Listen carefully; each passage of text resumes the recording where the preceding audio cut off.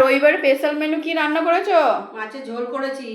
মাছের ঝোল করেছো মানে চিকেন রান্না করোনি? না, আজকে চিকেন খেতে হবে না, আজ খুব গরম পড়েছে, গরমে অত চিকেন ফিকেন আমি ভাত খাবো না, কিন্তু তুমি চিকেন রান্না করোনি কেন? চিকেন খেতে হবে না, চিকেন আজকে রান্না করিনি। কি রান্না করেছি দেখ, এই রান্না দিয়ে ভাত খাবি তো খাবি, না খাবি তো খেতে হবে না।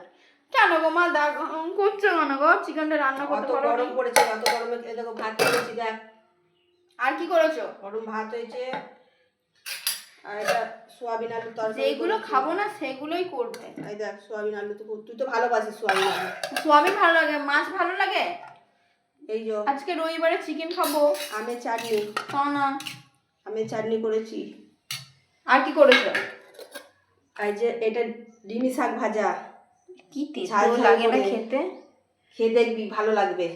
চিকেনটা কেন বানাও না ও মা? কালকে বানিয়ে দেবো। ঘি করলা আলু ভাজা করেছি,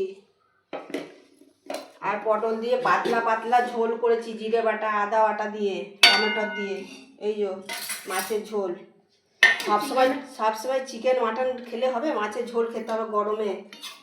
বন্ধুরা টাটা।